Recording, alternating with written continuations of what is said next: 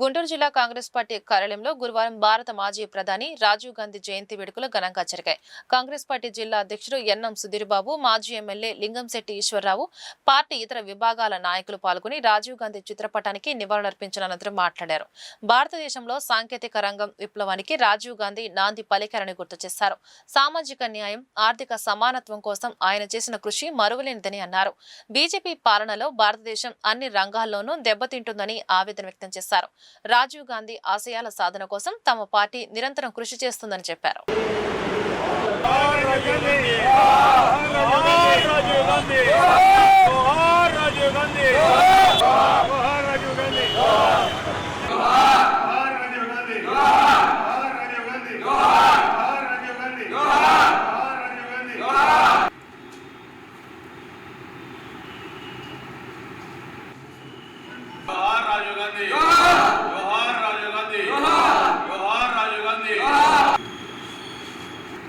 ఈరోజు గుంటూరు జిల్లా కాంగ్రెస్ పార్టీ కార్యాలయంలో భారతరత్న మాజీ ప్రధాని శ్రీ రాజీవ్ గాంధీ గారి జయంతి వేడుకలు జరుపుకోవడం జరుగుతుంది.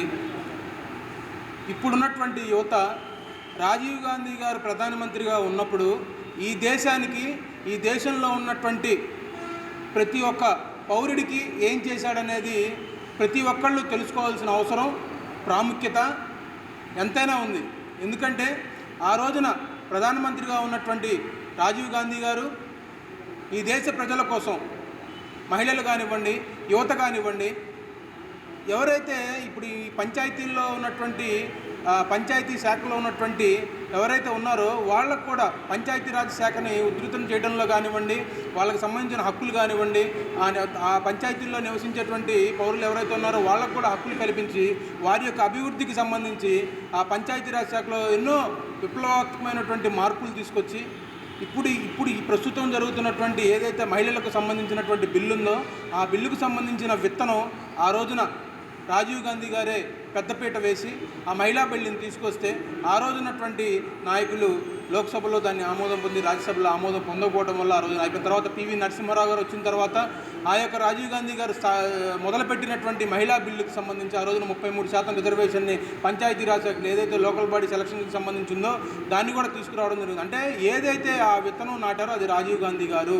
ఇప్పుడు ఉన్నటువంటి ప్రజలు తెలుసుకోవాల్సినటువంటి విషయం ఎంత అవసరమైనా ఉంది. ఇప్పుడేదో వచ్చి మేమేదో చేసామని చెప్పి చెప్పుకుంటూ ఈ బీజేపీ వాళ్ళు చేస్తున్నటువంటి కపట నాటకాలను ఎవరు ఈ ప్రజలు నమ్మకూడదని చెప్పి తెలియజేసుకుంటున్నాను.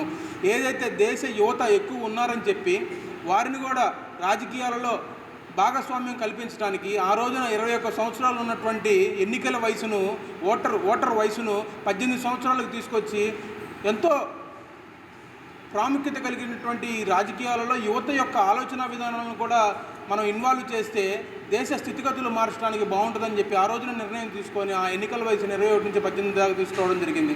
ఇందిరాగాంధీ గారు ప్రధానమంత్రి ఉన్న సమయంలోనే ఇందిరాగాంధీ గారికి తోడుగా రాజీవ్ గాంధీ ఉండాలనే కోరికతో ఆచార్య అంజీరంగా మన పార్లమెంట్ సభ్యుడిగా, డిప్యూటీ పార్లమెంట్ లీడర్గా, ఇందిరాగాంధీ కుటుంబానికి సన్నిహితుడిగా, దేశ నాయకుడు ఉన్న రంగా గారి ద్వారా ఆ రోజు రాజీవ్ గాంధీ గారిని కలవటం, వారు పైలట్ ఉద్యోగానికి రాజీనామా చేసి మరి కాంగ్రెస్ పార్టీకి అండగా ఉండడానికి శ్రీమతి ఇందిరాగాంధీ గారికి వారు చేసే కార్యక్రమాలకి మరి ప్రజలకు కృషి చేయడానికి వారు ఉండమని కోరగానే వారు రాజీనామా ఇవ్వడం జరిగింది.